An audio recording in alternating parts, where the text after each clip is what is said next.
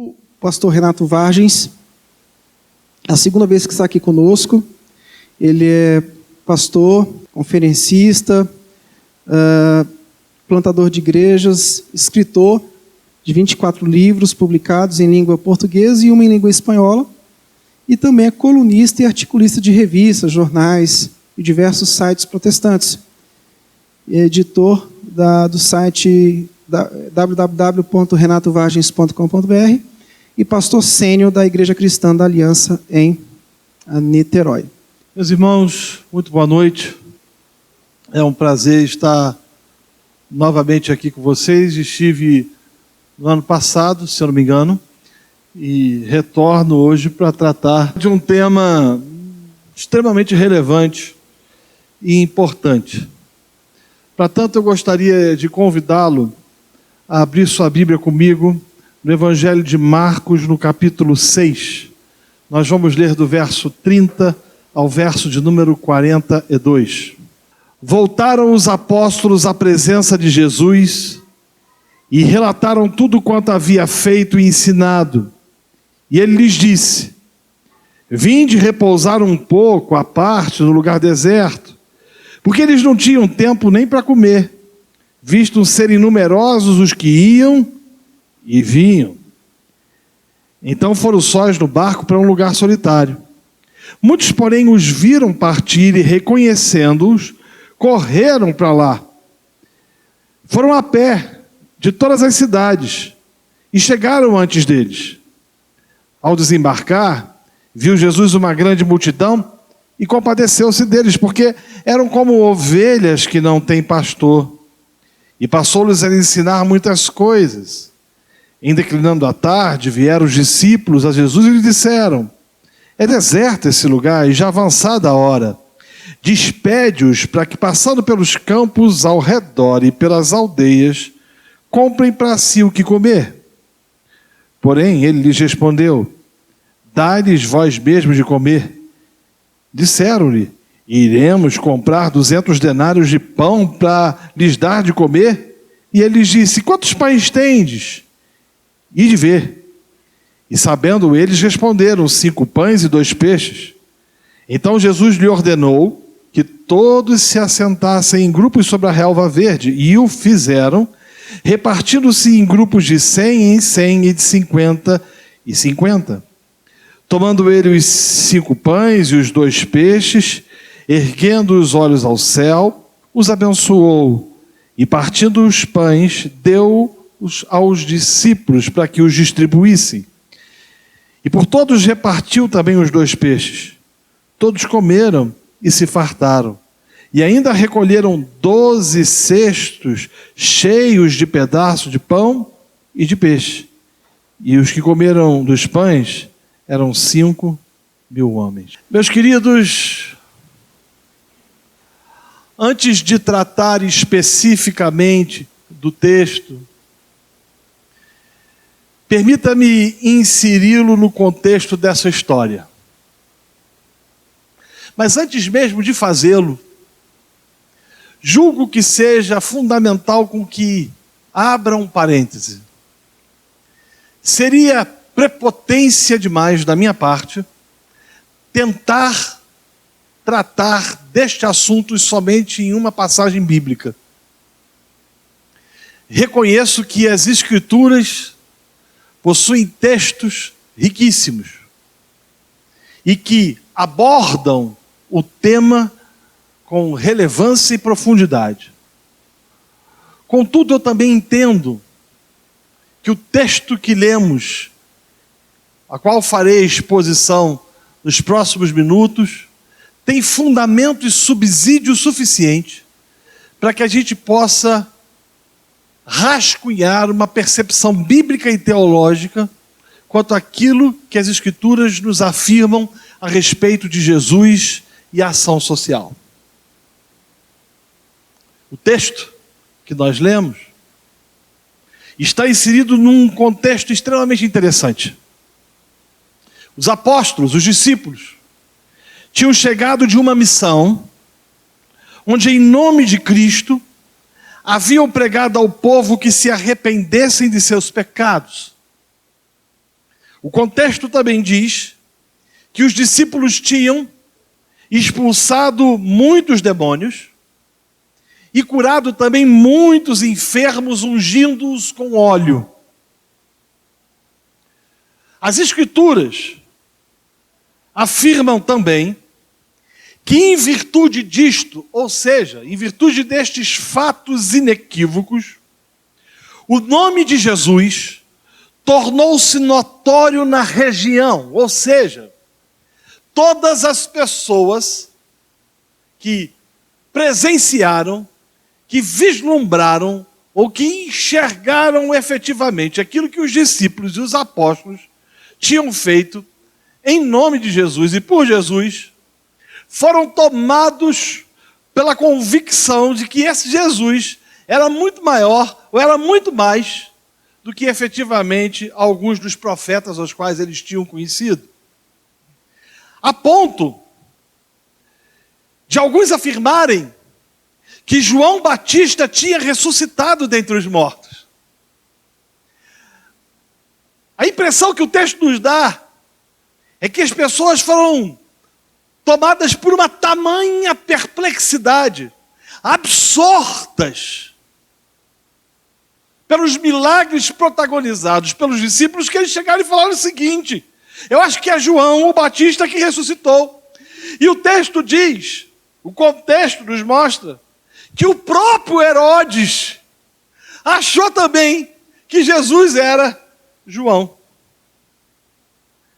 Nesse contexto, o Senhor percebe que os discípulos precisavam repor as energias. Ao olhar as expressões bíblicas e o relato das Escrituras, você percebe isso nitidamente e ele resolve, portanto, levá-los a um lugar à parte, onde eles pudessem descansar.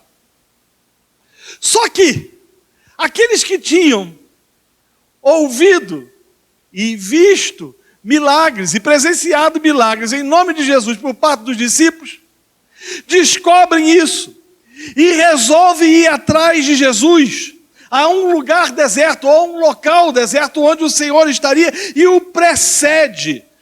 E aí diz as Escrituras de forma absolutamente clara que isso era uma multidão de pessoas, era gente a dar com pau, ou seja, era um número significativo de pessoas que tinham visto que aquilo que o Senhor tinha feito, aquilo que os discípulos tinham feito em nome do Senhor, era de fato extraordinário. E Jesus, chegando àquele lugar, ou local onde ele achava, onde ele tensionava que pudesse de alguma forma repor as energias ou descansar, ele encontra uma multidão. E o texto é absolutamente claro em afirmar que Jesus foi tomado de compaixão por aquelas pessoas, ensinando-lhes muitas coisas. E dá a razão do porquê. Porque elas eram como ovelhas sem pastor. Aliás, meus irmãos, eu gostaria nesse momento de focar em 3 expressões usadas por Jesus nesse texto, ou nesse episódio. Ou 3 expressões que o evangelista Marcos aponta e que é de extrema relevância e importância com que entendamos. A primeira delas é compadeceu-se. Essa palavra no original traz a ideia de alguém que foi movido pelas entranhas. Veja bem, os discípulos tinham curado enfermos, demônios tinham sido expulsos, aquelas pessoas tinham visto milagres extraordinários. Os discípulos chegam cansados, o Senhor vai com eles para um lugar à parte, e quando o Senhor lá chega, encontra essa multidão ávida, desejosa de encontrar com Jesus, e Jesus se compadece, e essa palavra traz a ideia de alguém que foi movido nas suas entranhas. Não é uma compaixão emocional, não é alguém que se emociona com o capítulo de um filme de Hollywood, não é alguém que se emociona com uma situação específica, ou uma situação aparentemente emotiva. Não, é alguém que do fundo da alma é tomado por uma sensação de compaixão. E é interessante que essa expressão está relacionada às entranhas do indivíduo. É como se tivesse brotado do mais íntimo de Jesus, ou seja, ele olha para aquelas pessoas e se compadece delas. Agora o texto também diz, ou seja, a segunda expressão, é que essa compaixão tem uma razão. Ela tem um motivo. E o motivo é claro. Diz que Jesus se compadeceu porque elas eram como ovelhas que não tinham pastor. A expressão pastor usada aqui no original traz a ideia, é um termo muito comum no Novo Testamento, de alguém que preside, de alguém que dirige, mas é interessante que essa expressão ela pode ser usada também para aquele que cura a ovelha ferida, ou que defende a ovelha dos agressores. Então, enxergue o contexto. Ele olha para aquela multidão e a alma dele se inquieta. Ele é tomado de perplexidade. O seu coração é absolutamente envolvido por um sentimento de tristeza. Não porque estas pessoas estavam sem comer, por exemplo, ou não porque essas pessoas precisavam de milagres dos mais variados e dos mais distintos possíveis, mas a alma deles se compadece pelo fato de que eles não possuíam pastor. Eles estavam suscetíveis e completamente vulneráveis à agressão dos adversários. Entender isso é primordial nesse texto. É fundamental. Entender isso nos mostra, de forma absolutamente clara e efetiva, de que o Senhor estava preocupado com aquilo que aqueles homens vivenciavam em sua espiritualidade, devocionalidade e fé. A terceira expressão que a gente encontra no texto é que, em virtude disso, o Senhor passou a lhe ensinar muitas coisas. Essa palavra no original, ensinar-lhe, de daskor, traz a ideia de instruí-los como um professor. E quando você olha os sinóticos, ou os sinópticos, por exemplo, Lucas, no mesmo texto, no capítulo 9, verso 11, aliás, no mesmo episódio, ele diz que Jesus ensinava sobre o reino. Então, veja bem, ele se compadece em sua alma, em seu interior, em seu coração, porque aquele pessoal não tinha pastor. E por não ter pastor, e por estar suscetíveis aos agressores, àqueles que podiam de alguma forma destruir a vida daqueles aos quais ele estava ali naquele momento se relacionando ad eterno, ele passa a ensinar a eles os valores do reino. Há conteúdo no ensino. Ele não trata de conceitos, de ideias, de perspectivas, de ideologias políticas, por exemplo. Ele não traz sobre aqueles que o ouviam, esta imensa multidão, conceitos relacionados a uma visão sociológica daquilo que Roma, de certa forma, estava produzindo de negativo na vida daqueles que estavam debaixo de César. Mas o conceito, o conteúdo ao qual o Senhor apresenta para aquelas pessoas que não têm pastor, são os valores do reino, o que nos traz um entendimento absolutamente claro de que nós não temos o direito de pregar outra coisa a não ser o Evangelho e o reino de Jesus. Agora, meus irmãos, à luz disso, o texto nos traz algumas lições interessantes. Se não, vejamos. A primeira delas, a preocupação inicial de Jesus não foi alimentar fisicamente uma multidão, e sim ministrar as verdades do Evangelho e do Reino. É interessante que Jesus chega ali, vê aquele povo, e ele não chega para os discípulos e fala o seguinte: rapaz, esse pessoal deve ter vindo de longe, cansados, eles devem estar, vamos ver se a gente providencia um pão com mortadela para eles, ou alguma coisa do tipo, alguma forma de alimento para que esse pessoal possa se saciar, e depois eles vão ouvir aquilo que a gente tem a dizer, aquilo que eu tenho a falar. Não. O texto é absolutamente claro em dizer que Jesus começa a falar do Evangelho, das verdades do reino, ele começa a falar coisas do reino, e isso dura o dia inteiro, que nos mostra que a preocupação inicial de Jesus não foi alimentá-los fisicamente, e sim ministrar-lhes as verdades do Evangelho e do Reino. Ele se compadece porque eles estavam indo por caminhos que os levariam à destruição eterna.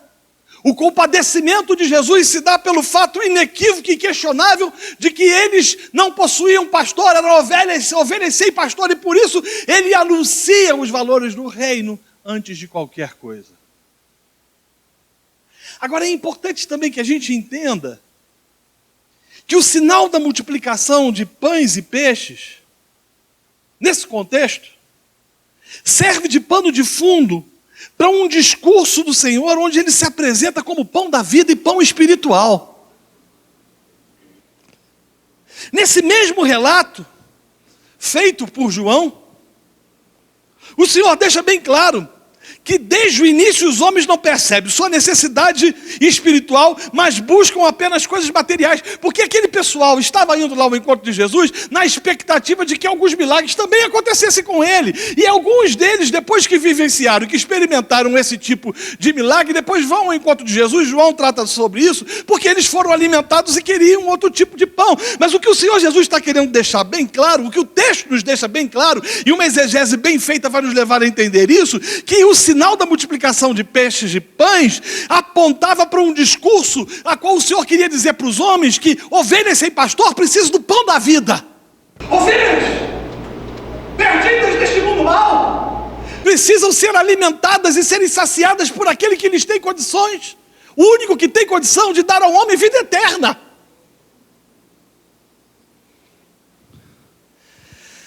O problema é que, em virtude das nossas ideologias, a gente inverte o texto, a gente aplica ao texto uma leitura que o texto não nos permite fazê-lo.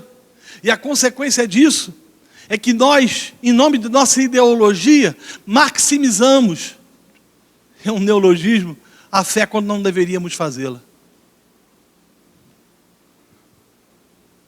Agora, é claro, o texto também nos mostra a discordância do Senhor em despedir a multidão com fome. Jesus não é nenhum monstro, nenhuma pessoa incapaz de não se compadecer com a necessidade de alguém que fome passa.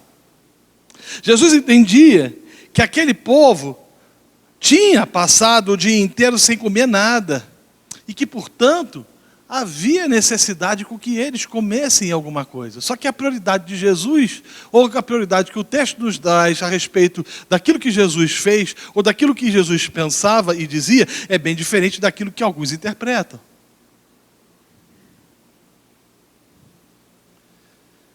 O Senhor diz para os discípulos que a responsabilidade era deles. O que nos leva a entender que o Senhor delegou aos discípulos a responsabilidade social de alimentar aqueles que estavam com fome. Então, se por um lado, o texto nos aponta o fato inequívoco de que o Senhor, prioritariamente, falou a respeito dos valores do reino, o texto também é claro em afirmar que o Senhor se preocupou com a fome daqueles e concedeu ou delegou aos discípulos a responsabilidade social de alimentá-los e de saciar a fome deles. Não olhar para o texto com essa perspectiva seria desonestidade intelectual. Seria omitir-me numa verdade, numa prerrogativa que as Escrituras nos levam a enxergar que existem. O Senhor deixa claro, e Ele traz a responsabilidade para os discípulos. Eram eles que deveriam providenciar comida, só que os discípulos falam, mas a gente vai arrumar comida de onde? É melhor a gente dispensar esse pessoal. É melhor que eles saem pelas ruas e eles comprem alimento. Em quinto lugar, o texto nos mostra, meus irmãos, que aquele que delega, ou aquele que incentiva os discípulos a terem responsabilidade social, é o mesmo que traz aos discípulos a providência para que eles possam desenvolver o papel de alimentar aqueles que têm fome.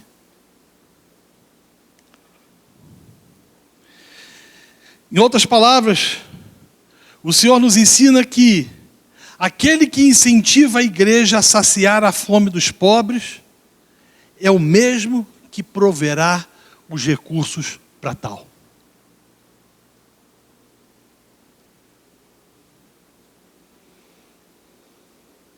Eu queria gastar um pouco mais de tempo na aplicação do texto. Primeiro, o texto é bem claro em nos ensinar que Jesus é o pão vivo que desceu do céu e é Ele quem sacia a fome dos homens e que concede aos homens a eternidade.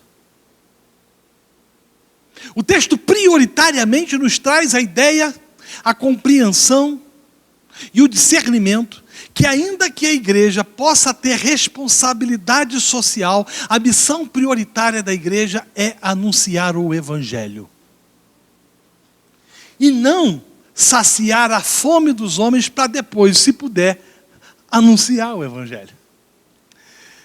Eu conheço a história de um pastor que socorreu uma senhora que tinha tido a casa dela destruída por uma inundação em virtude de uma chuva de verão no Rio de Janeiro. A casa dessa senhora ficava perto de um córrego, de um rio, o rio transbordou, destruiu tudo. E aí ele resolveu reconstruir a casa dessa mulher. E reconstruiu. E aí depois ele compartilhou o seguinte: nós fizemos aquilo que o Senhor gostaria que nós fizéssemos, nós amamos o pobre. E o bom disso tudo é que ela não soube e nem descobriu e nem vai saber que nós éramos cristãos.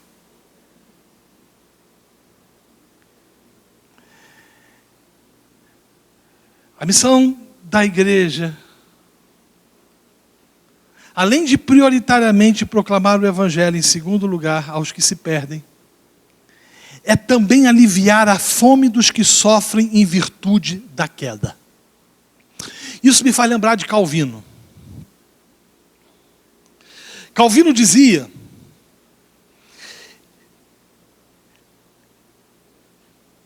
que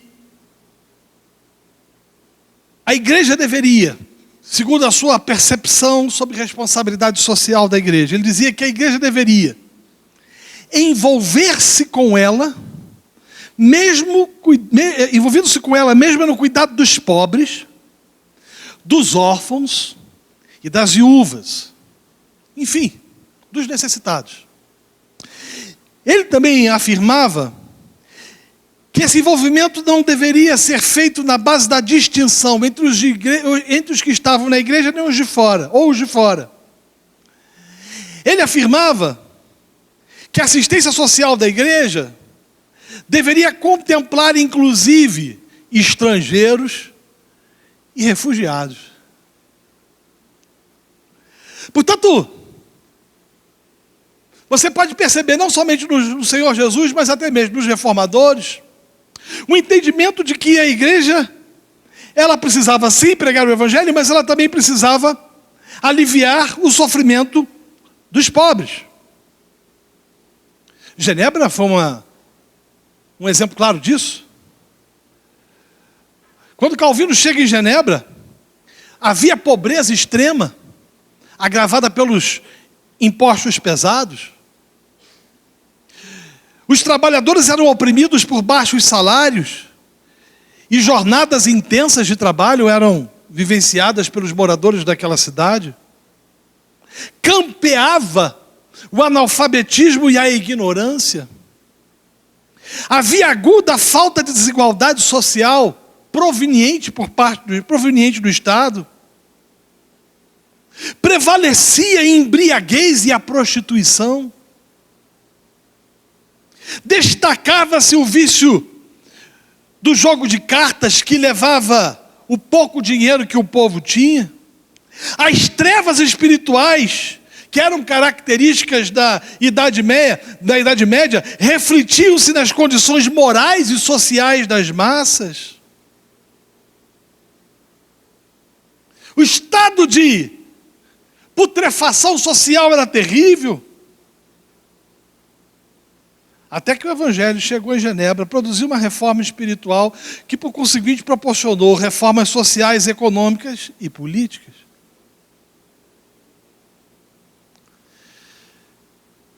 Terceiro lugar,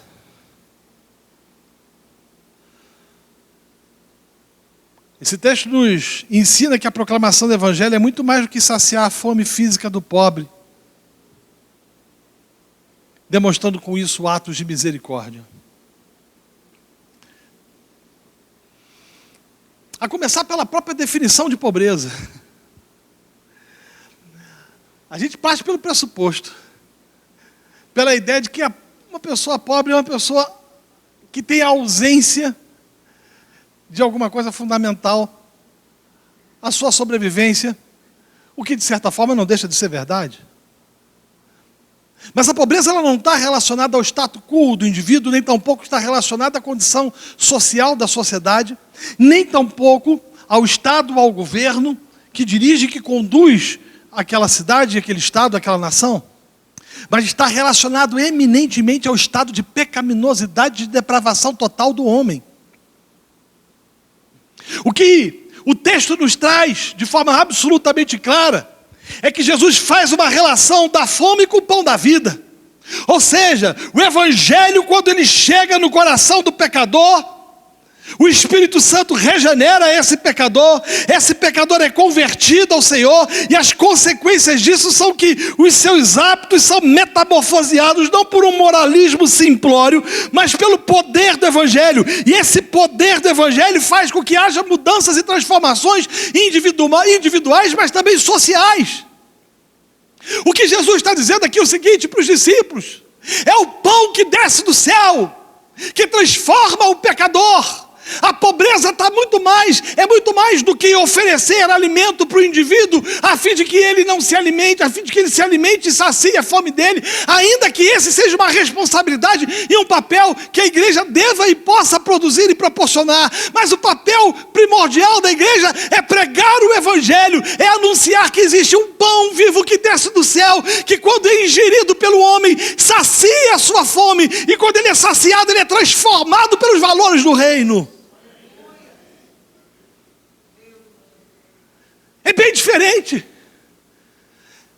Eu às vezes olho para alguns irmãos achando que o problema da sociedade vai se resolver com a extinção da pobreza.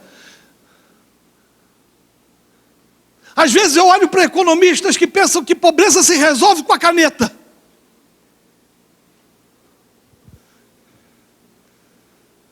Olho para pastores que tentam tratar do problema do homem dentro da perspectiva sociológica, que defendem a bandeira da luta de classes, que falam constantemente que o problema da desigualdade deve-se exclusivamente à opressão burguesa, desconsiderando assim aquilo que as Escrituras dizem ser a raiz de toda a miséria, de toda a pobreza e de todo o pecado, que é a queda.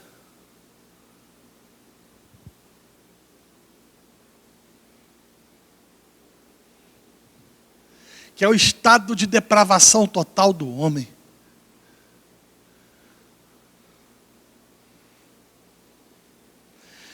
Meus irmãos, ao longo da história, cidades que foram transformadas, nações que foram transformadas, são cidades que tiveram, antes de um encontro com a justiça social, tiveram um encontro com o Evangelho da justiça, com o Deus Todo-Poderoso que os remiu e os redimiu mediante a mensagem da cruz, transformando suas vidas para a glória de Deus.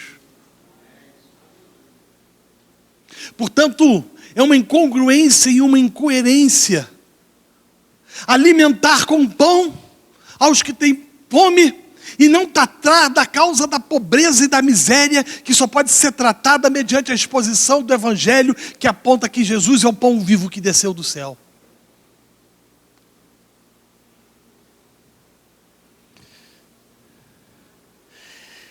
O grande John Stott dizia o seguinte: ele dizia que a ação social, ela pode ser parceira do evangelismo, mas ela não é evangelismo. Ele está dizendo o seguinte: olha, evangelizar não é você distribuir cobertor na rua para aqueles que estão com frio em tempo de inverno, nem tampouco distribuir sopa para aqueles que estão com fome. Evangelizar não é você reconstruir a casa daqueles que tiveram suas casas reconstruídas, ainda que tudo isso seja lícito e glorifique a Deus. Evangelizar é mais do que o ministério de obras. Ainda que o ministério de obras, dizia Stott, tenha motivação cristã, se não tiver a pregação do evangelho, bem como a proclamação de Cristo como Salvador, não promoverá o reino e muito menos o rei do reino. Não existe possibilidade de afirmarmos que ação social ou preocupação com os que têm fome, sem que se anuncie o rei dos reis e o rei do reino, seja de fato evangelização.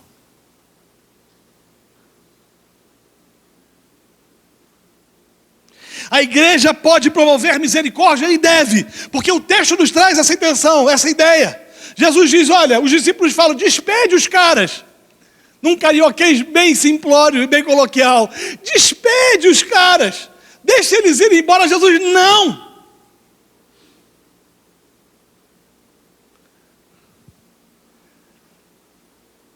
Providencie alimento para eles. Agora o texto nos deixa de forma muito clara o entendimento de que não adianta fazê-lo se nós não anunciarmos o pão vivo que desceu do céu e que se chama Jesus Cristo de Nazaré.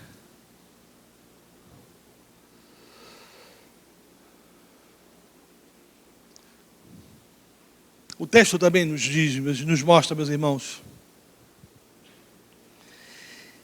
que alguns defendem, ou nos traz a ideia, melhor dizendo, ao qual alguns fundamentam sua fé, ou sua ortopraxia, digamos assim, de que o papel da igreja é labutar pelo fim da pobreza. Eu já ouvi isso. Tem gente que diz o seguinte: não existe nada que glorifique mais a Deus do que a eliminação da pobreza. Em contrapartida, você vai encontrar outros que vão dizer que o papel da igreja diante da fome e da miséria é não fazer nada até que Jesus volte.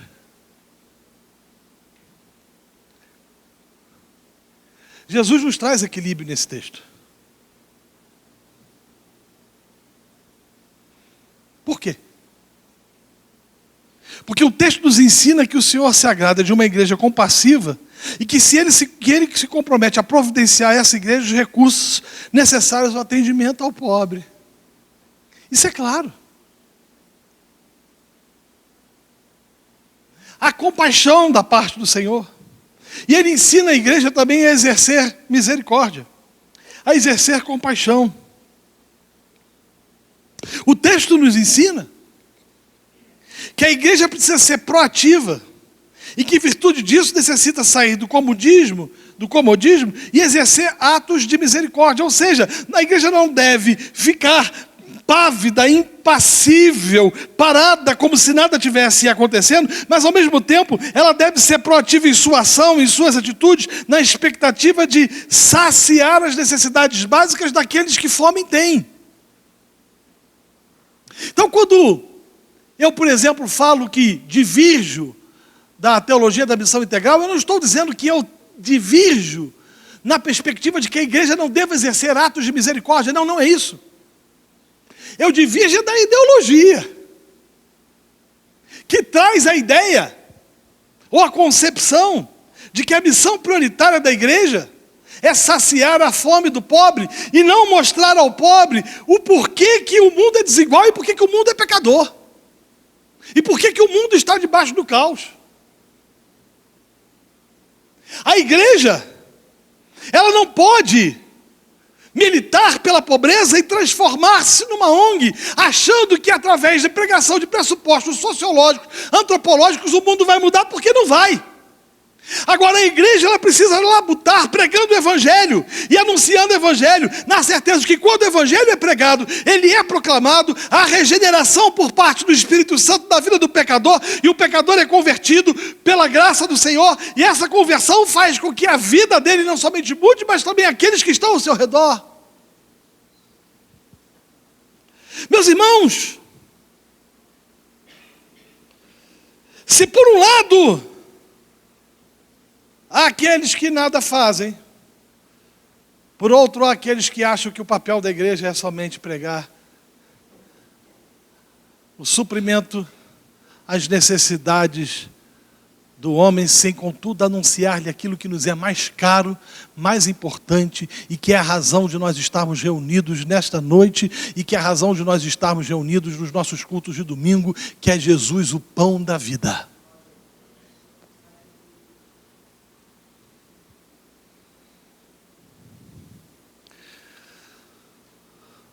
Nossa missão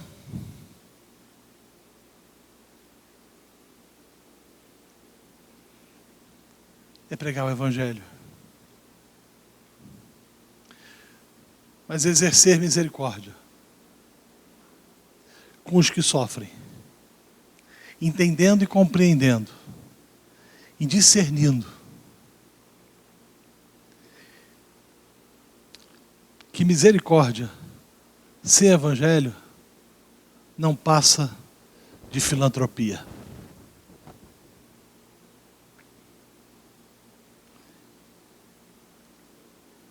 Que misericórdia sem evangelho, propulsando, impulsionando a atitude de fazer o bem, não passa de ideologia humana e que não produz fruto, que não produz transformação social e muito menos conversão do pecador. Isto posto, meus irmãos, roguemos ao Senhor, oremos em primeiro lugar,